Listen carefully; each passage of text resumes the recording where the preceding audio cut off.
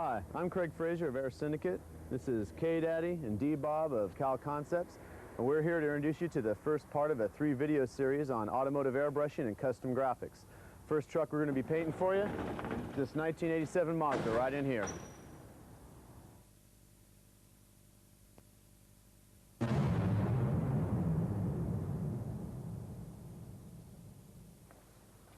Hi, I'm Dion Giuliano from Cal Concepts. We're getting ready to do the 87 Mazda. We're going to be doing a 6-color graphic job, and we're going to start with the first color. The first color will be yellow, and here's K Daddy Gan with the blue 3M 1/4-inch fine line tape.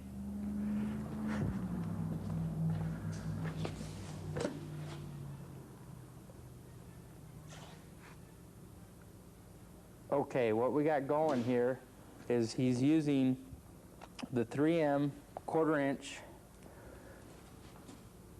fine line plastic blue tape. What it is, it's a flexible blue tape, and it enables him to pull the line with continuity and with the bending pattern all at the same time. We've tried other tapes. The other tapes, they don't work. This is the only product out right now that when you go to lay the tape and then when you go to mask the tape, you don't have any bleeding from when you're spraying the colors. Now we've already laid the first color out, which is yellow, on the other side, and we've already laid a couple guidelines in pencil. You can't really see him, but he's working on the first part of the arc. And the reason why we're doing the yellow first is because he likes to start from the front of the truck and work his way back, and we try to pick one of the first the yellow being one of our main colors, a primary color, and then we will work the other colors around with it. The yellow is going to overlap over all the colors in the front of the truck from the fender to the middle of the door, and then it'll be pretty much by itself at the bottom of the wheel. He's working on getting the curve. When you lay the tape, it doesn't always curve right the first time, so sometimes you'll have to pull it up, lay it again. Usually you can pull it up 2 or 3 times, and if that doesn't work, then he'll pull it off and he'll lay another color. Well, he's got the top line laid, and he's going to work on the bottom part of it, and then he'll bring it back around. He'll work the outside lines first and then enclose it on the inside. These colors, the way this yellow is being laid, once he gets it laid, he'll razor blade the edge of the door, and then we'll go ahead and run the graphics on the inside of the door, and then we have made a fiberglass door panel, and we'll run the graphics through the door jamb and then onto the door panel. He's got the outside line pretty much on there, and now we're going to the inside line.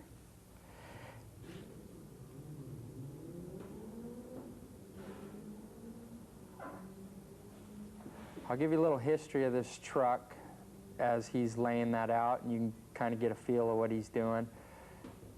Most of the stuff we do with the graphics is pointy, spiky. The straight line stuff, it's out. It comes in, it comes out. So when you lay in these lines, you got to try to lay them with some bend.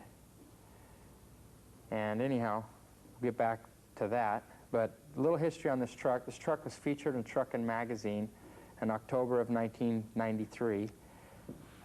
It was sold, and basically when it was featured, the door handles were already shaved, the tailgate was shaved. What I mean by tailgate shaved, the tailgate is welded shut on the truck with the roll pan welded underneath it, and we've mounted in a license plate box in the back. The only changes that we're making from the truck from now to then is the interior will be different. We've installed fiberglass door panels, fiberglass dash. We're putting a 95 Toyota front bumper and front valance on it. And then, of course, we did the repaint. Now, before we started, the way the shape the truck is in now, to get to this stage, we stripped the truck. We stripped it with aircraft remover, all the way down to bare metal. We were very careful on some of the existing bodywork, so we didn't have to redo that. And then we went ahead and reprimered the truck. We blocked it out with 80 grit. We don't go ever below 80 grit, because then when you get into the 36 or the 24 or the 18, you're getting too deep of scratches and they're too hard to fill, and it's just too time consuming. You're better off in the long run to just try to go to 80. It's going to take a little longer, a little more work, but it's going to be better for you in the long run. Let me go back to where Kyle's at on the truck. He's laid the inside line, and he's bringing the spike back around to the bottom. Now you have to be real careful when you're pulling the tape to keep it consistent. That's why he has just lifted up the top tape, because he's happier with the bottom line, so now he's got to lift the top tape back up. That's why you don't want to always press it down real tight, so you can lift it back up. And then he can match, you know, keep the distance, the width in between the two lines. Now it's a lot closer than it was. It wasn't as close. Now when you get into those edges right there where you just saw him pressing into the body panels and the grooves there, you have to press that down, because the blue tape's flexible, and as long as you keep pressing it, you'll finally get the tape to work well. It'll stay into that groove. Right there where he pushed it in, right there up on the front wheel well. He'll have to check that right before we paint it. We'll have to check all the grooves before we paint it to make sure the tape isn't lifting up, because if the tape lifts up, then you're going to get a bleed. Well, at this stage, a bleed isn't real bad, because you're on your first color, but when you start getting into 2, 3 colors, and when the effects have been done on the graphics, such as fades or some of the airbrushing or the different techniques that Craig Fraser will be using, you know, you don't want to get into where you're going to damage any of his airbrushing or the effects. So you have to check the tape always to make sure it's all the way down. Now he's going to go ahead and cut the tape loose from the edge of the door. And you got to always check this once or twice, because a lot of times you'll go to, you know, you're getting ahead of yourself. You go to open the door and you'll pull the design off, and then you'll have to redo the design. And you know, it's hard once you get it down to keep it down. So, you know, now he's going ahead and we're working the blue tape up. Now a lot of people, when they do door jams, they usually just go straight in off the line and just run colors straight on in. Well, you know, you don't want to do that. If the graphic's moving up, keep the graphic moving up in the door jam. And you know, this is time consuming, but in the long run, when you're going to show your vehicle, I mean, these are the extra points. This is the advantage that the paint job's going to bring the customer when competing against somebody else who's done another paint job. And when they start judging these paint jobs, I mean, the quality is so high right now with all the painters. This is some of the areas that they're going to look first to see where the other painter is better than the other painter. You know, I mean, when these guys show these trucks, they get real critical on the graphics going in the jams, and you know, this is just an advantage for showing it, and you know, it makes your paint job look that much more better.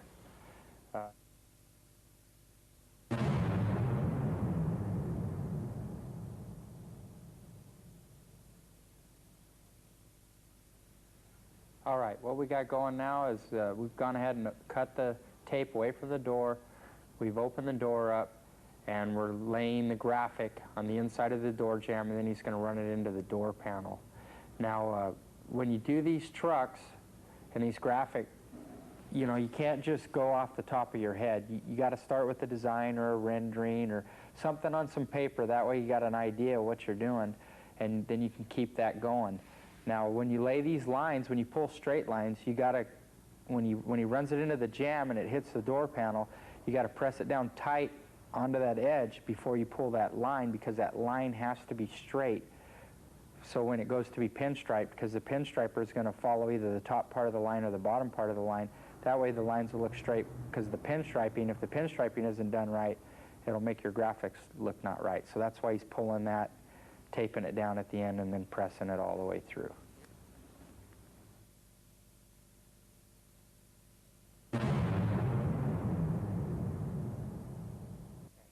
We're moved to the back of the truck now, to the tailgate. Now, one thing about the back of the truck, you know, I said that you need to have a drawing or a rendering or some type of graphic drawn. Well, K. Daddy Gann is famous for his tailgates and hoods, and those are full freestyles. He likes to look at the graphics as he's getting ready to lay it, but the graphic on the back has nothing to do with the side or the front. The front and the back are always different. This is a freestyle mode he's in. He's going to just lay it how he feels like laying it. It's just a feeling and a movement that he uses with the tape and the area that he's going to work with. Like I said, he's using the 471 1/4-inch blue 3M because that's what he prefers. Sometimes when he gets into these tighter, smaller areas, he'll go to the 1/8 inch, but right now he's sticking with the 1/4 inch. And he's going ahead and laying the outside of the line first, and then he's going to work towards the inside. Now, this is the part of the truck that I was talking about where the tailgate was welded up shut and the roll pan was welded with the rear license plate box. And we're going to let him do his thing, and he's going to just move from the box and in and out, and he's going to play with this a while because he's in the freestyle mode, so we're just going to let him go with that.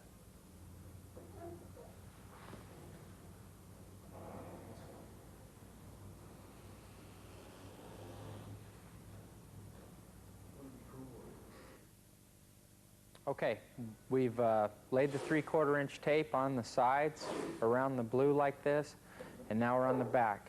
The reason why we're laying this 3/4 inch tape around the blue is because when you go to paper it, it makes it that much easier to paper, and you don't have to worry about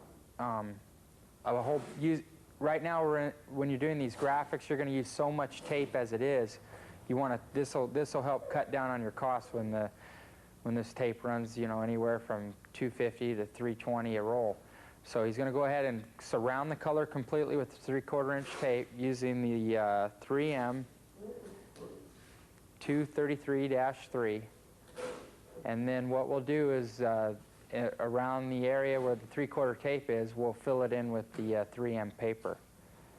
So like I said, this is a repetitious event we're doing here. This has already been done throughout the whole truck, and this is how we'll do every color from here on out.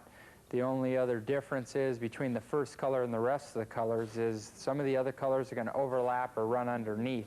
So there'll be more masking because you'll be back masking some of the other colors to make it go over the top or make it come underneath.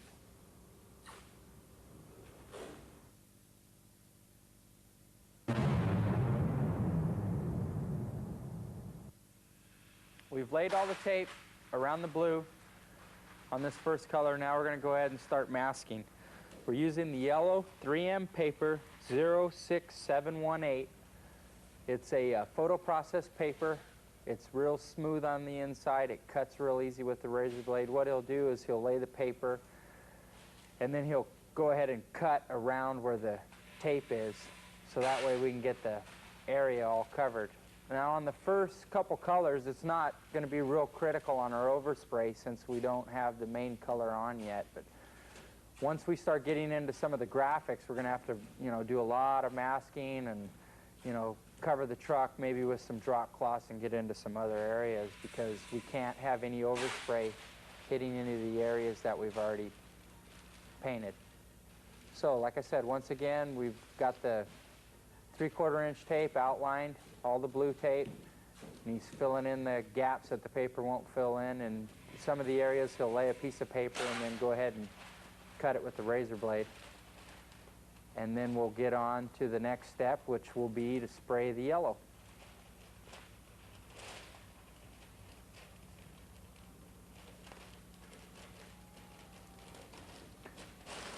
The paper, we'll start here in the back, and then we'll continue the paper all the way around the truck.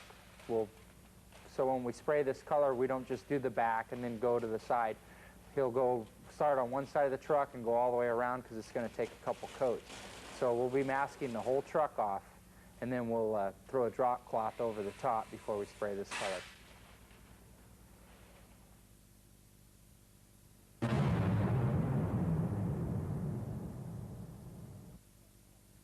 Okay, now we've gone our first part yellow, and we're getting ready to put the balancing clear on the 695. This will be 1:1 to 2. Normally, you'll get this color already mixed in the paint store. It's a base coat color. You could just tell them, I want a chrome yellow or Corvette yellow. All you got to do is look through the book and give them a code. But K-Daddy, he's going to mix a special mix, and since he has a PPG paint bank on hand, he can mix any color he wants at any given time. The gun he's using is the Iwata.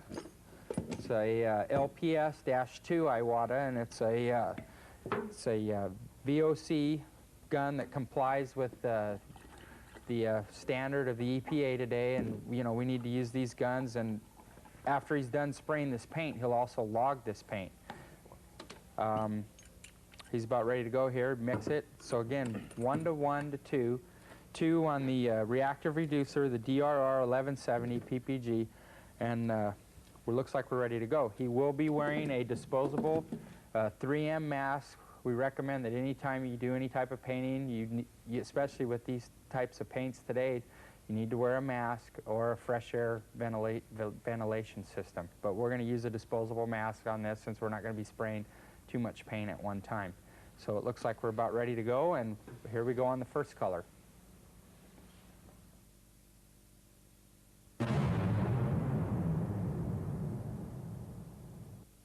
You need to have the area either gray or white when spraying a yellow. If you start getting into some darker colors, it's going to change the yellow. This way the color will stay consistent throughout the graphic. Now he's starting in the front fender well, and he's working his way back and around the door. Now he's opening the door, and he'll work his way into the Graphix. Now the primer that we used was a DPW 18-21, and we prefer the gray. And then when we get into some of our transparent colors, we'll go ahead and spray white before we spray the color. But here, the yellow will cover quick over gray, and here he goes with spraying the first color.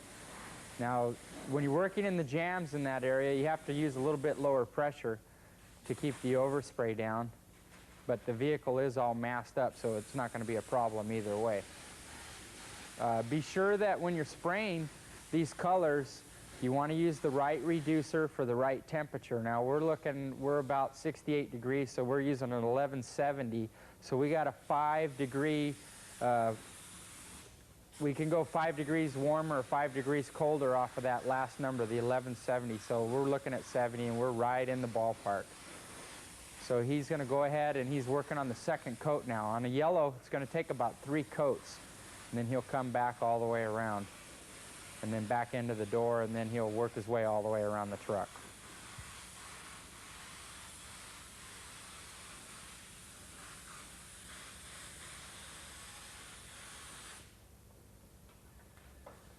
Now with this Iwata gun that he's using, he has a lot of fluid control. He has 2 different controls to control the fluid, and then he can control the amount of fluid with the air pressure. He's got his tip tuned in about 3/4 of the way on the fan, and the fluid level's about medium. So it's a pretty easy color to spray when you're doing it this way, and you can just take your time and let it go. The air is always on. And just about getting covered now. You want to be sure when you're spraying it, don't just paint the area, but paint a little bit over the area so it's going up on the paper. That way, when you unmask it, the edge of the yellow is going to be consistent with the rest of the graphic. It's going to dry.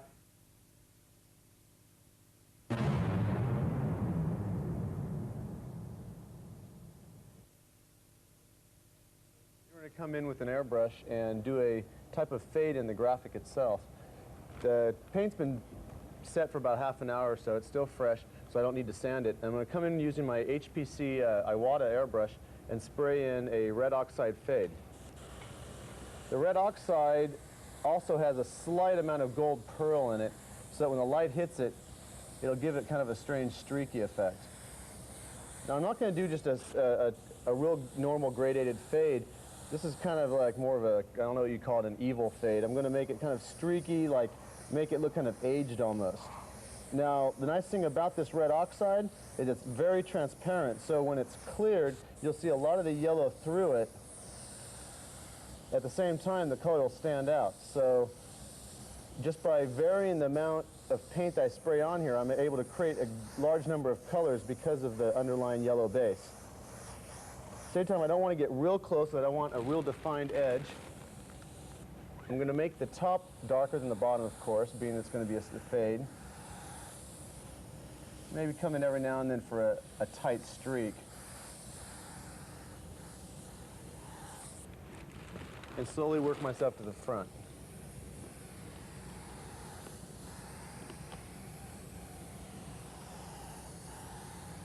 The paint I'm using here is the same two-stage base coat that Colin and Dion are shooting the Graphix with, so I have no problems with compatibility. The main difference is I reduce this probably about twice as much as they do, to the extent of almost 200% more. The reason for this is the airbrush is much smaller than a normal gun, therefore the paint needs to be a lot thinner to shoot. The good thing about this is it makes the paint even more transparent, therefore easier to use and a lot more forgiving over base colors. The bad thing is you've got to be real careful. Since it's so thin, it really wants to run. So it's important to keep your movements fast and not stay in one spot too long when you're airbrushing. So I'm bringing this fade up from the bottom. Notice how I have the fade on the top and the fade on the bottom as well. I wanted to make it look kind of not so much three-dimensional, but give it actually an actual shape of depth by only having one side shaded at a time. Bringing those streaks in as well. The nice thing about the streaks is it gives it a little bit more character than just a simple fade, and it's a lot easier to do than a simple fade because you don't have to worry about it being even. The more uneven it is, the more it looks like you planned it.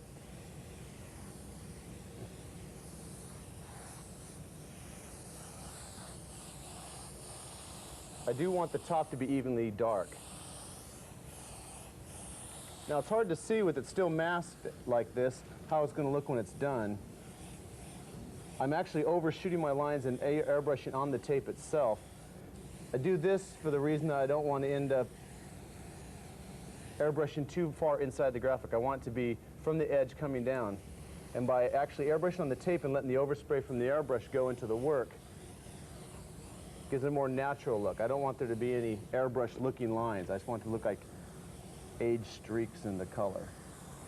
Make the tips really dark. Now, the reason I'm doing this is I have a lot of gold pearl in this paint, and if I make the tips really dark here, they're really going to glow after it's cleared.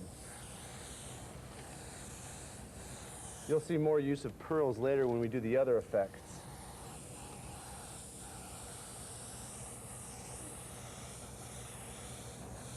Getting that tip real dark there. And there you have it, evil, streaky fade effects.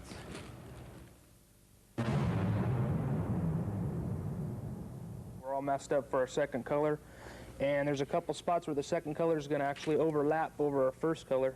So what we're going to have to do first is sand the edge left by the tape on our first color so you don't see it through the second color. We'll do that with 400 grit wet and dry sandpaper. And it's not important to get rid of all the edge. It's just the edge, not really all the paint, just so you don't feel the edge when you run your finger across it. And all this does is allows you not to see the edge when you put your next color over the top of it. It's important when doing graphics to make your colors crisscross over the top of each other. It gives the graphics depth, and it also makes the job look a lot more intricate than it actually is. You can see here where this is masked, this is where the yellow will come back over the blue, and then later on Craig will do drop shadows, which will make the work real deep looking. These are pretty much sanded smooth, and we'll be ready to paint.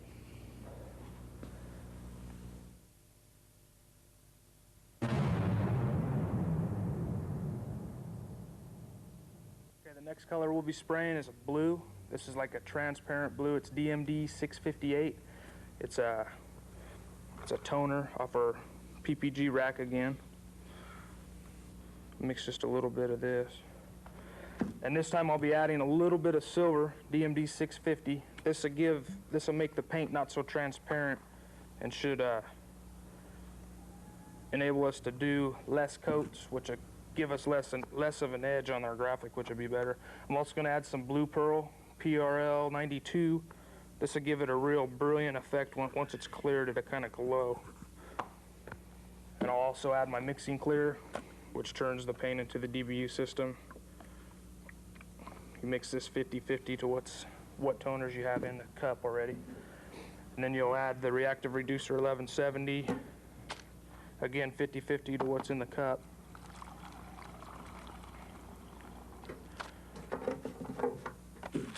That's about it. Stir it up. Always use a paint strainer because it gets out any impurities in the paint, any dust, any dirt that might have got on the lids or anything. It just keeps it from getting on your paint. But you can see in the paint how brilliant it is with the silver and the pearl already. Once it's on the truck and cleared, it'll look 10 times better. And I'll be using the Iwata LPS 2 gun again, as I did on the first color. And we're set, we're ready to spray.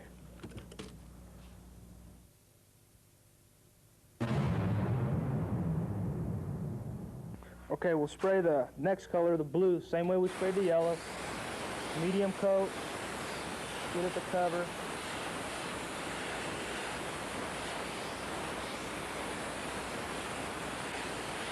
Now we'll have to allow drying time in between each coat of probably about 2 or 3 minutes. It's kind of warm here, so the paint will dry fairly fast. You can see where the yellow was. It'll take a few more coats of the blue to hide that yellow, but just keep adding blue and it'll eventually hide itself.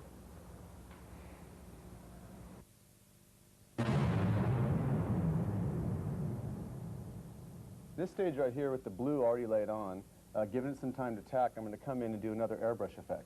The effect we're going to do on the blue is actually a marble effect. I start out with this using my Iwata HPC, and I use the same type of color blue collate on here, but has a little bit more of a purple toner in it. And what I'm doing at this point, I'm laying down a base of just darker streaks. No matter what color it is, I always like taking a similar color that I'm doing the marble on, and just come in and lay some varying streaks with a darker version of that color. Since this is fairly a dark blue, I decided to use violet to actually darken it up. Now notice I'm going in the same direction. To mimic a marble pattern, I'm going to give it a kind of a grain. I'll pick the direction and keep all the streaks in the varied same direction to give it some continuity. Notice I'm going way over the tape edges. I don't want the grain to stop right before a tape edge. Now once I got some streaks laid on there, I'm going to come in and loading up the needle by pulling the trigger back. Notice how the paint drips out when I do that?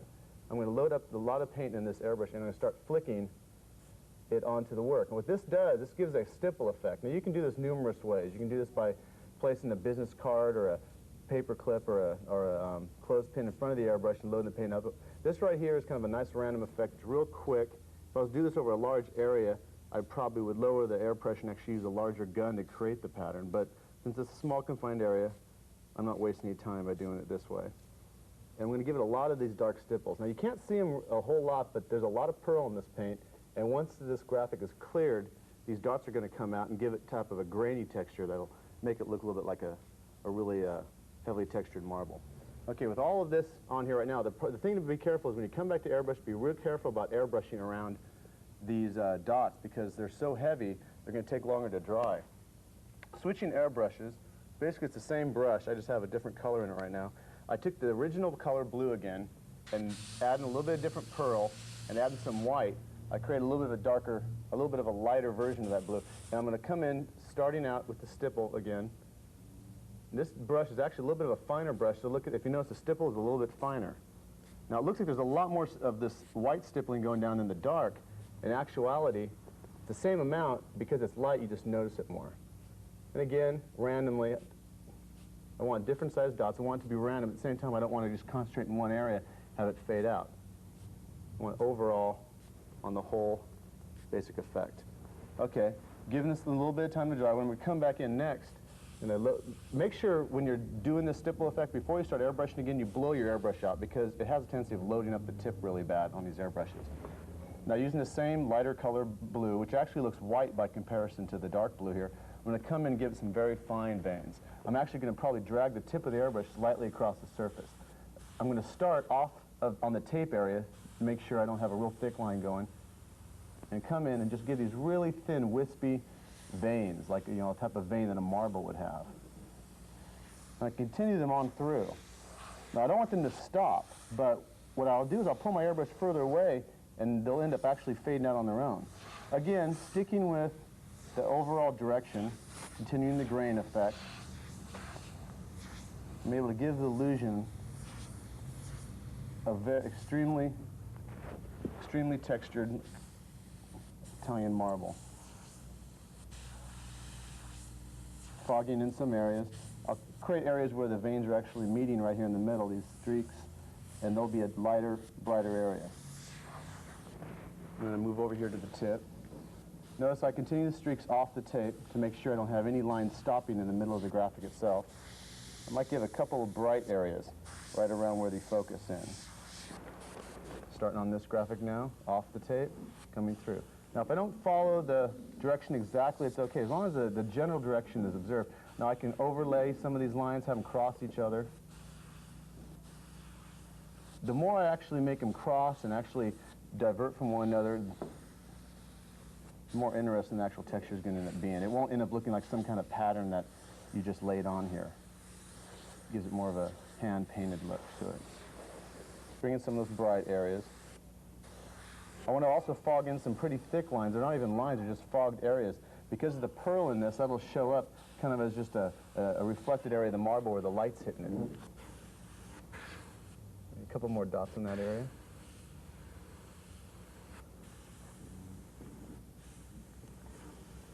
Now, this right here is actually a very small area of the graphic. It'll look completely different when this tape is pulled off. Important thing to do is not get carried away when you're airbrushing on these graphics. Because you have such a large area to work with, only a small area is actually being painted on. It's easy to go overkill, and then when you pull the tape off, it just looks way too busy. So I'm pretty much going to stop right about now, even though it looks like I could go a little further, just to make sure I don't overdo it. And pretty much there you have it. Nice marble texture. You saw how fast that was. Depending on the colors, I could build up more and more textures by using various colors and various shades, but this is real quick, and once it's clear, it gives you a real nice effect.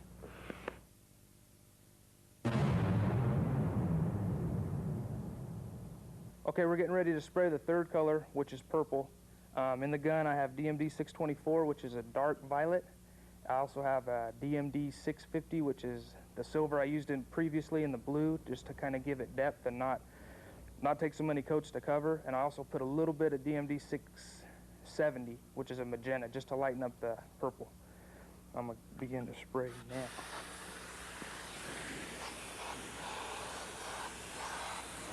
As with all the other steps, we just repeat this all the way around the truck. So I'm just working on the bed panel now.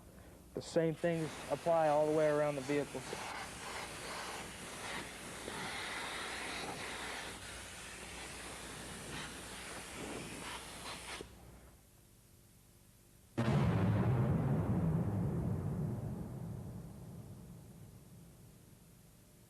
At this stage, I'm coming back with the airbrush again to do another effect in the graphic. The effect we're going to be doing is called a stencil effect, using pearl to create a ghost image.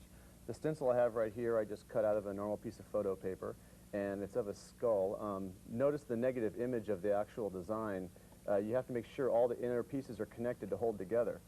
When you press it up against the area you wish to paint on, make sure it's pretty tight down there. And then using the airbrush, I come in there with the paint and build a pretty heavy layer up, making sure not to overspray onto the other areas.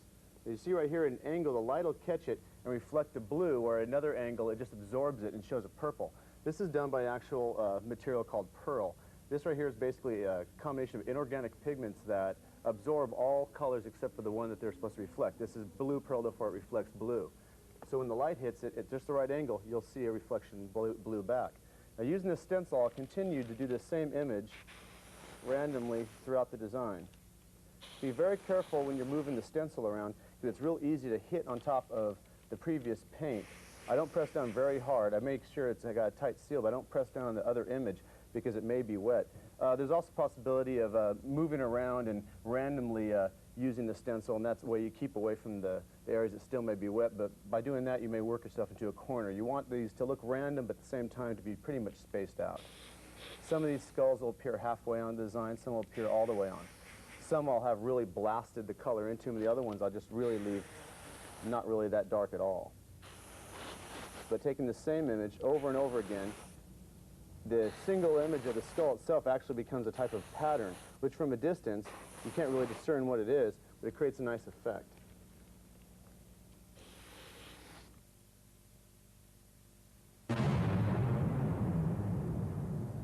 Okay, on this color, the fourth color, it's going to be magenta. I've already sprayed a white base using the same mixing techniques as we have in the past colors, 50-50, 50% color to 50% reducer. The reason we use a white base with the magenta is because it's highly transparent, and the lighter the base, the brighter the color, and if I was to spray the color over the gray, it would look kind of muddy looking. It wouldn't look real good. And that's about it. The color I'll be spraying is 673. It's a magenta toner. It's got a red pearl in it to give it a more vibrant look, and that's about it.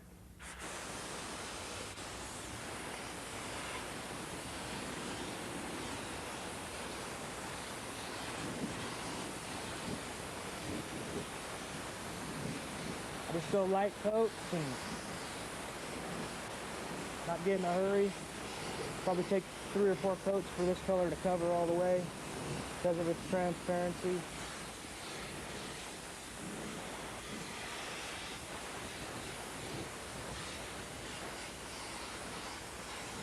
That'll be about it for your first coat. You'll repeat that all the way around the truck and let it dry for 5 to 10 minutes and go again until you get the color you want.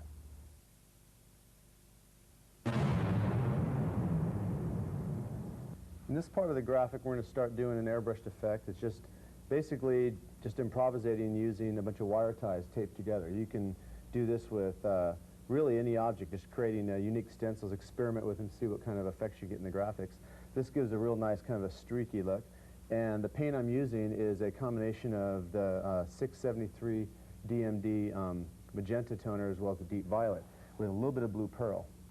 Now I'm going to come in, placing this stencil, since this one right here, it doesn't really, it's a random stencil, it doesn't need to be placed exactly on the surface. I'm going to move it about.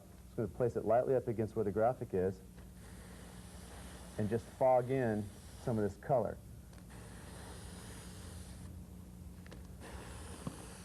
Moving as I go along, giving it kind of a zebra's kind of weird effect. Now, the nice thing about this is that you won't notice the design as much until it's cleared because so much of it is pearled. Because of the randomness of it, I can always come back and add a little bit more to where I think it needs it.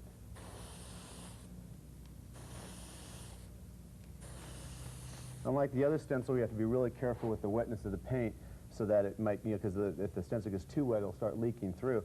This one, any leaks will actually add to the effect itself. Continuing back as I go along.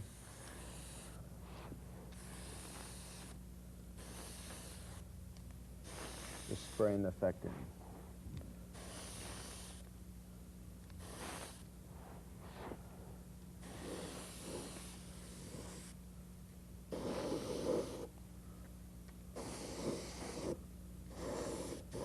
Now this will continue all the way around on all of the magenta, and then as soon as I'm done with using this stencil to get the effect, I'll come in with the same color that I just did the effect in, but I'll lightly fade the tips.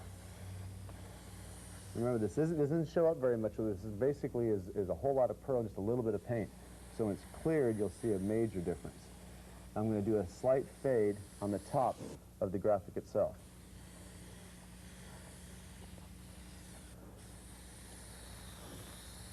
This fade on the top side of the graphic only will give a real nice three-dimensional look to the graphic. We'll round off the top of it.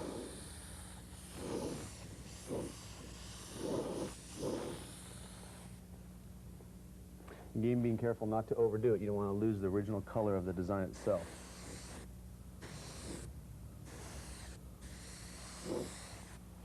And there you have it. Another pearl effect with an airbrush.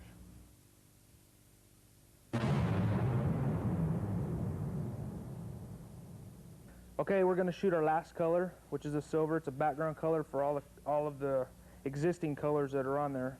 So what we had to do is mask off all the existing colors on the truck. I'm using DMD 635 mixed with balancing clear, and at a 50-50 ratio with the reactive reducer, and we're ready to spray.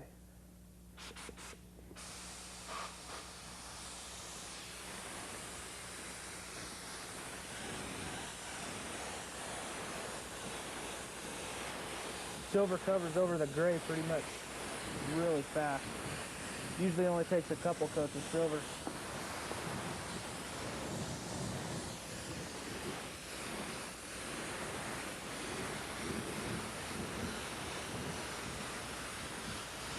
Same with all the other colors, just put a light coat and don't get in a hurry.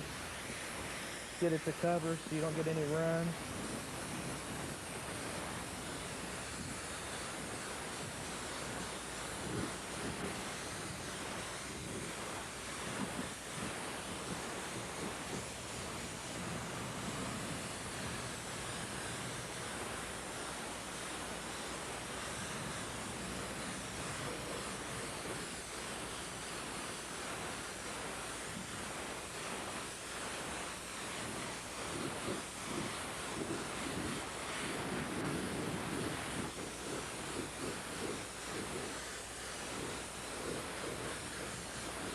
There's your first coat. Let it dry 5 or 10 minutes and come back again, probably 2 or 3 more coats, and it'll be done.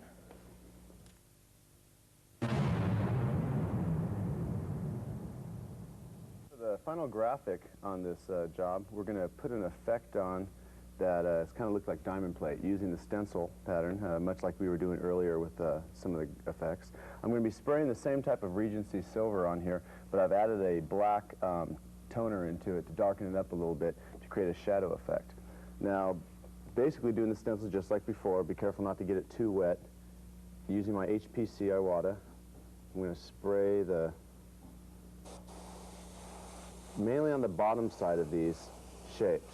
The reason I'm doing that is I want the top side to be a little bit lighter. It won't be much lighter, but just a little bit lighter. And it'll give the illusion like the top's being illuminated by some light, like actual diamond plate has.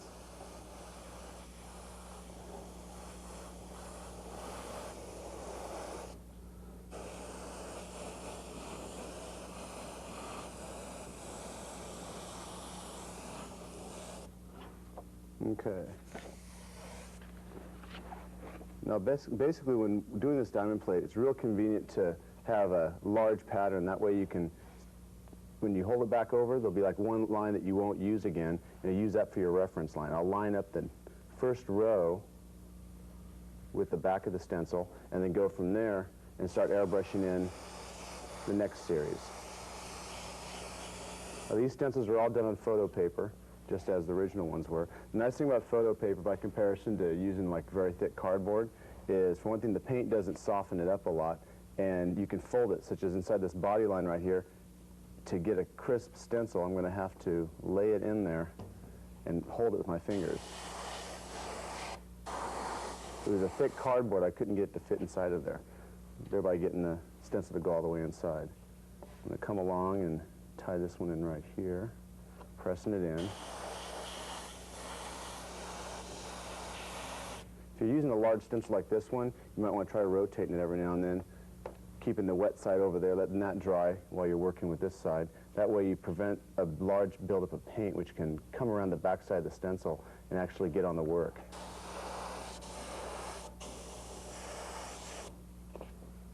Okay, I got a little bit of a double one right there. We'll hide that with a shadow, actually.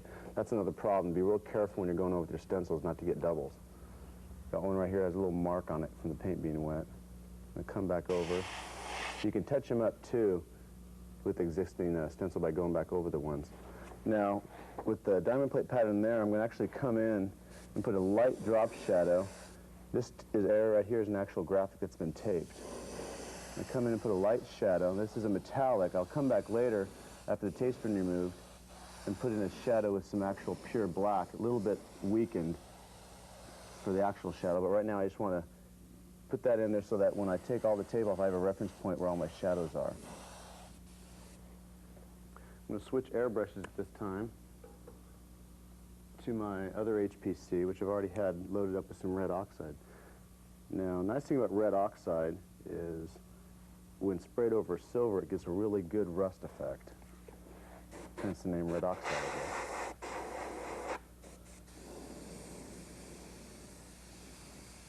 And just randomly, every now and then, maybe have a little streamer coming down, like the rust is actually seeping down over the diamond plate.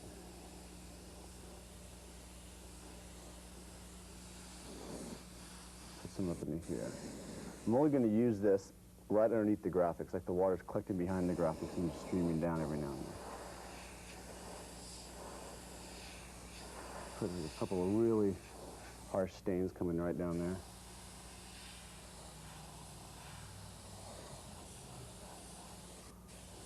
Much like water, try and follow the line, straight down like gravity would. You can always have them also streaking back. One thing, if you're going to have them streaking, either have them going back at all at an angle or all down. Otherwise, you start getting some real problems with continuity.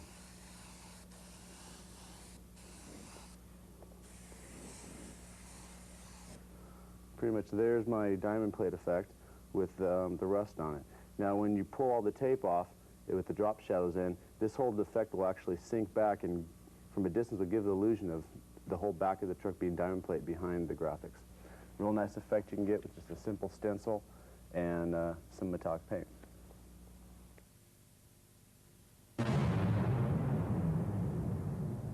Okay, we're done spraying our base color, and now it's time to peel the tape off. Oh, to reveal the graphics. When peeling the tape, you just want to peel it nice and slow. Watch for edges that might want to peel up. Just take your time. There's no need to get in a big hurry on any of this. You see the truck's really starting to come together now and actually look tied in and everything.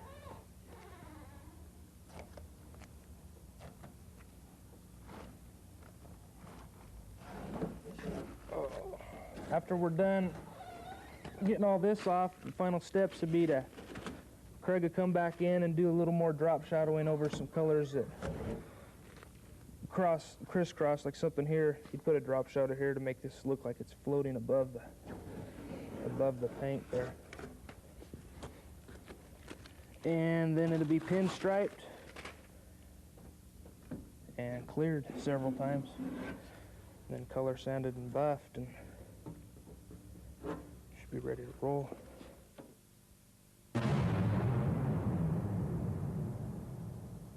Okay, the final step before pinstriping is to come in and touch up the airbrush drop shadows after the orange has been applied.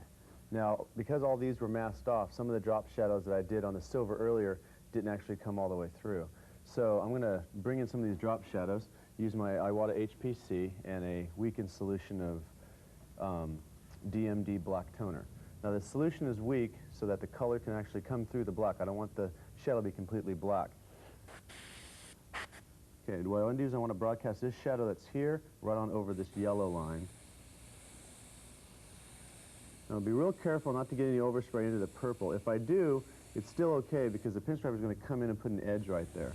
So clean it up. And I'm going to continue this right on over. If I had like varying levels of colors, I may even, slant off at an angle to show varied, lengths of shadows to get down to the bottom. I also want to continue this one up onto the magenta. This one stops. You can tell this is all masked off. So I'm going to start down below to make sure my black matches the shadow from before. It's real weak, as you can tell. It's very faint. And I'm going to come up all the way over onto this blue. This yellow orangish area is casting the shadow right there. So it's good to give a once over on the entire project to make sure before the pinstriping is done, because it's very difficult to come in and drop shadow once the pinstriping is on there. Otherwise, you have a tendency of, if it's a very light pinstripe, you may end up muting the color with the black. Okay, this one right here needs to be drop shadowed as well.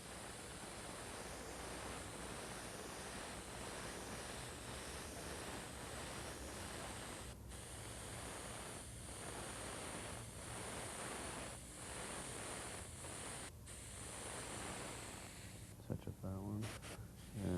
go to this one right here.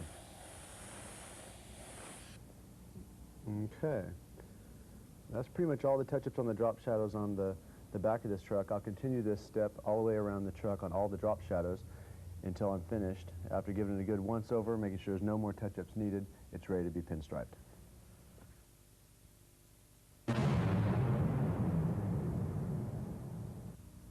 I'm Ron Beam. We're going to do the next step in this process and outline all the graphics on this thing.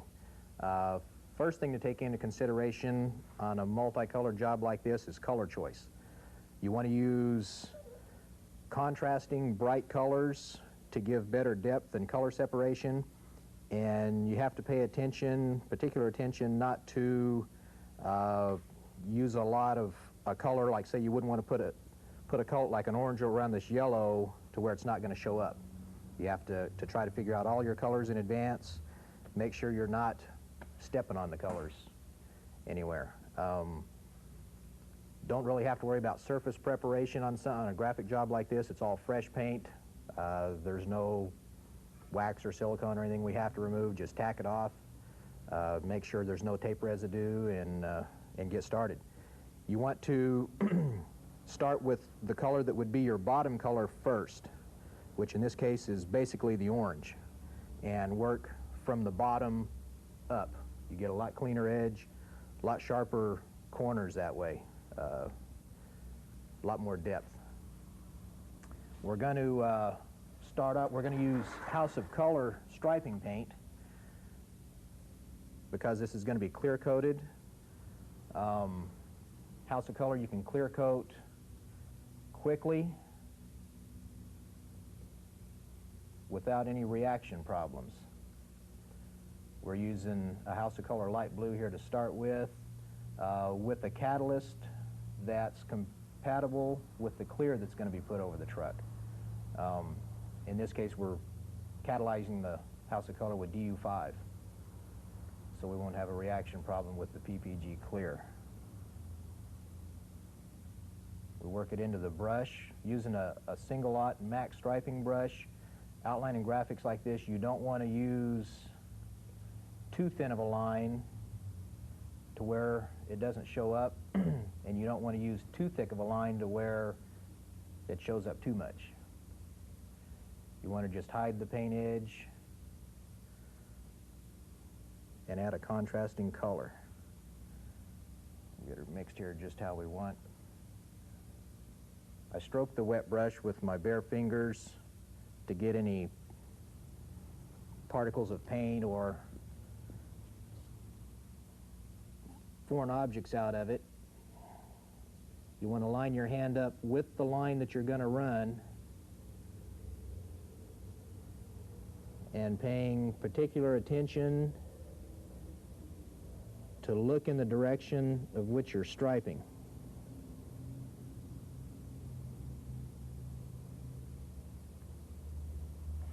As you're making your line, you want to look at the line that's coming out of the brush to make sure it's the width you want and the consistency you want, but you have to look also in the direction of which you're going to make sure you're following the line.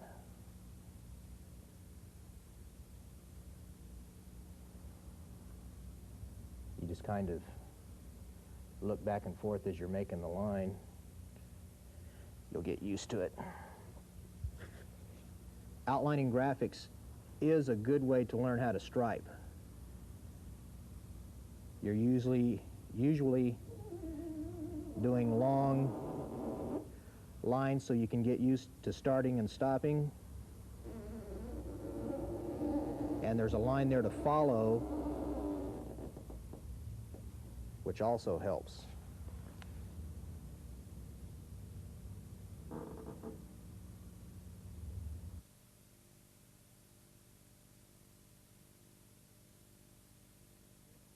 As you can see, we're just about done. You can tell what a difference the contrasting colors make as far as depth and color definition. Striping is something that you don't have to do on a graphic job like this, but it makes such a difference. It's a good idea.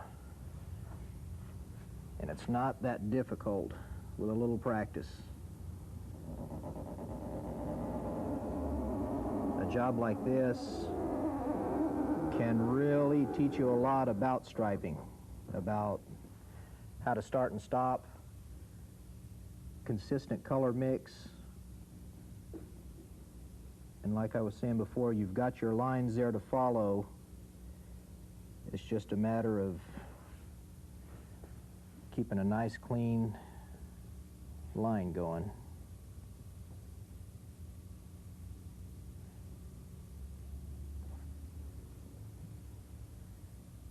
And as soon as we're done here, we'll be ready for Craig to do some hot spots,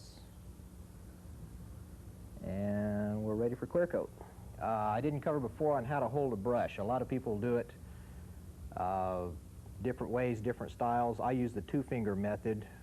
I run the handle of the brush along my thumb and grip it with those two fingers. Some guys use 3 fingers. Some guys hold the brush way up here. Just whatever's comfortable for you. I like that grip right there. Don't hold the brush real tight. That just puts more tension in your hand, and the more tension in your hand, the harder it is to make a nice straight line. Hold the brush with a loose grip and just whatever's comfortable to you.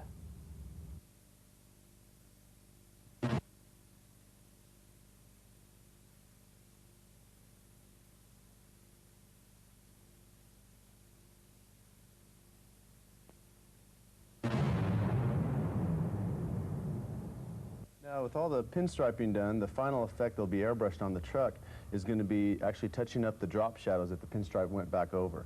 As you can see right here, the pinstripe went right over that existing drop shadow I airbrushed in earlier. So using the same thin down base coat black in my HPC Iwata, I'm going to airbrush in that shadow right over the existing pinstripe. I don't want it to be too dark, I just want to fade just a little bit over that to give it the illusion that the whole graphic, including the pinstripe, is underneath that drop shadow. Get that one right there as well.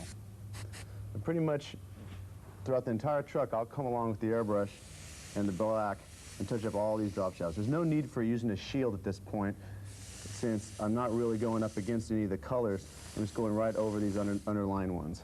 Right here, these stripes as well. Try not to build up your shadow too much, otherwise you may end up spending a lot more time redoing all your shadows to match the ones you made too dark. All you want to do is just tone that pinstripe down just a tad.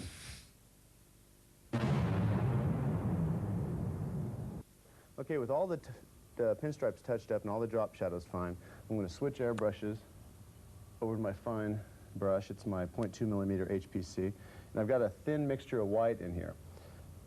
Now, what I'm going to do now is what are called hot spots. And they're just little points that will attract attention to like certain tips. It's just a nice way of completing the design. Making sure the brush is shooting real clean. White's real important to thin down for the fact that if it's not, it has a tendency of spitting, and since it's an opaque, it can really show up. Now, I'm not going to do just a single dot like that. I'm going to give it a tail or a streamer and fuzz it out. The important reason to do this after the pinstripe instead of before is because with the pinstripes on either side, sometimes you'll have a little bit of an overspray from that dot. And if you stripe afterwards, you can really notice the difference, especially if the overspray from the dot extends outside the graphic. But on top of the pinstripe, it looks a little bit more natural. Put one right there. I'm going to come along to this side. It's important not just to randomly do them. Kind of think, you know, if I've got this design curving right here, well, if I'm going to put one right here, streaking back, I'm going to probably want to have them slightly arched, maybe to mimic either this line or this line right here, since all of these are kind of going in this one direction. So I'm going to offset this one just a little bit right here, pull back, offset this one, pull back. That way you have kind of an arch going right there to continue the theme. Certain areas where the graphic goes and it comes back up again, I might do what's called like a double tail. And that's just a single hot spot, and then pulling back one tail, and then another tail following the other direction. As I move back along the design, I just look for certain edges that I want, you know, to be accented, like right here. I'm going to create one just coming up right there. Create one hooking around right there. On this tip right here, I want a little one going down. Now, just as not enough, not using any, hot spots makes the design look kind of dead, using too much of them makes it look way too busy, so you gotta be real careful. It's real easy to get carried away on these. Another good use for these is any chips, little nicks, chips, goof-ups in the paint. Sometimes you'll have bleed-throughs on the tape.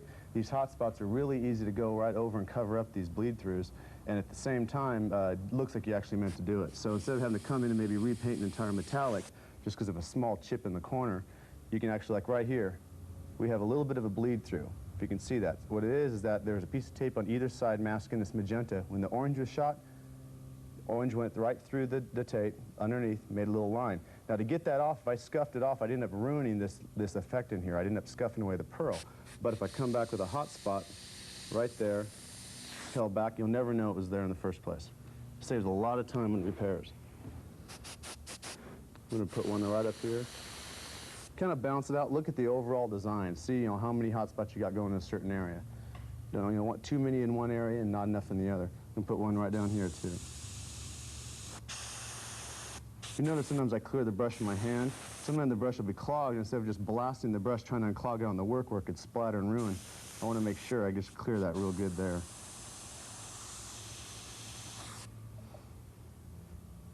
Okay, we have something right here. Okay, got some little marks right here. Now these right here are kind of in odd areas. You wouldn't know exactly how to fix them. Well, you can create some hot spots kind of going in a direction called tracers. Don't just do just the ones that you need to fix. Add a couple more of them. And what you end up doing is modifying the actual graphic itself to have these weird little tracers in it. Now you don't need to mimic this throughout the entire car. Just recommend using this right on in here. So basically what I'm going to do now is, go over, look for any other nicks, any little problems with the graphics, add the hot spots. If there's some areas that, like on one side of the truck, I want them to be the same on the other. So when they're all done, I'll go back and forth, making sure they're all balanced. Continue over the whole truck once over, just doing any small touch-ups, and it's done and ready to be clear-coated.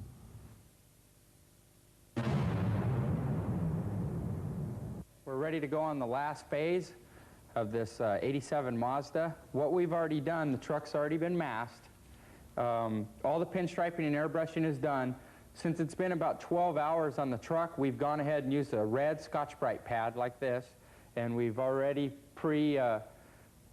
Scotch-Brited down all the orange. We've taken a clean rag with the DX330, and we've already done this. We've pre-cleaned the whole truck. What this does is this gives you an idea if you have any flaws or anything and you need to do some touch-ups or some more airbrushing. This will give you an idea.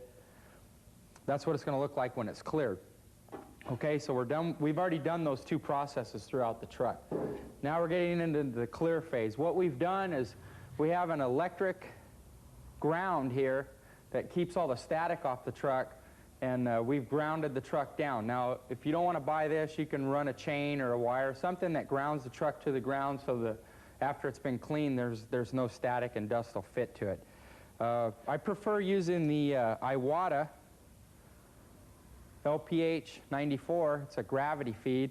The reason why I use the Iwata gravity feed is because the clear is not forced through the gun and I'm getting more material instead of air. So actually in the long run I save more money by using a gravity feed when I clear. And this is the most expensive part of the truck is the clear coating, especially when you're doing graphics, because we're going to have to re-clear the truck one more time after this. So my gun's ready to go. I'm going to show you how to mix it here. We're using the DCD 35, and what we're going to do is it'll be 2 parts of the clear here. Okay, normally you'd measure this with a stick or with a cup, but I've done it for about 10 years, so I'm able to eyeball it. 1 part of the DT reducer, the 75, and we want to stay within 5 degrees or whatever the temperature is, either way, hot or cold. And the DU5 is the hardener, and we're going to go 1 part of that. 2 parts clear, 1 part reducer, 1 part hardener. Very easy. Okay, go ahead and stir that up. And our gun is already ready to go. Normally, we'd pull the cap off, use the strainer, pour the clear in through the strainer. The last thing I want to mention is, if you can't afford an air dryer system, since we do a lot of production work, we're able to afford an air dryer system. You can purchase these at the paint store, and this will keep the condensation and the oils and everything that is in your airline or whatever you're using. This will save a lot of problems with the fish eyes and stuff. Okay, the last step we have is to tack the vehicle down. We've already pre-done this. This is just a standard tack cloth, and all you need to do is just don't apply it real heavy because of the sticky material on it. Just go over the whole truck lightly, like I'm doing here, and just normally what I do is I just pick a panel. I'll do the tailgate, I'll do the side of the bed, I'll do the side of the cab, the side of the roof, and we'll just continue on that way. That way you don't forget an area. Just concentrate on a panel all the way around. Now when we're going to clear this, I'd recommend you can start on the corner of the bed and work your way around and just do the bed, or since we have a break point with the tail lights out, we can start here on the tailgate, and then we'll work ourselves around to the edge of the cab. Then we can come back, jump back to this area because it's still fresh enough, and then what we'll do is clear this other side of the bed. We'll clear the bed, then the cab, we'll leave the doors open, do the roof, and then we'll close the doors. We'll do the outsides of the doors, then close the doors and go ahead onto the front of the truck. And then we'll wait about 15 minutes and we'll do another coat. So, you need to wear a mask, a 3M mask like this, because the clear has a lot of chemicals in it that is real irritating to your chest. So we're going to go ahead and do a light coat on here. With the reason why I use the DCD 35, it's real easy to use. You don't need to use a tack coat. You can go ahead and use it's 2 medium wet coats, 6 to 7 inches, the front of the gun, away from the truck. And when you get into these angles, you need to tilt the gun to cover this angle here. Because if you're spraying here and spraying here, and then you need to come back up to get this angle that you missed, that's where you're going to have your problems running it. And it's real easy to run it because we have edges here where the pinstriping is. So we want to keep our gun angle going in this direction. When we come into any radius, tilt the gun, because we're only going to make one pass. So we're going to go ahead and get going, and we're going to start right here on this edge. We're going to work our way around, and what we'll do is we'll just continue this throughout the truck. Air pressure, about 25, 30 pounds. Usually I start at the bottom, so I'll start at the bottom right here. We'll go ahead and hit this tailgate license plate area first, and we'll just start at the bottom. Tilting our clear gun right here in this radius, and just keeping it going. 6, 7 inches. Just keep the gun going fluid, letting off the trigger when you come to the end of the area, releasing the trigger. That way we don't overlap our material too much.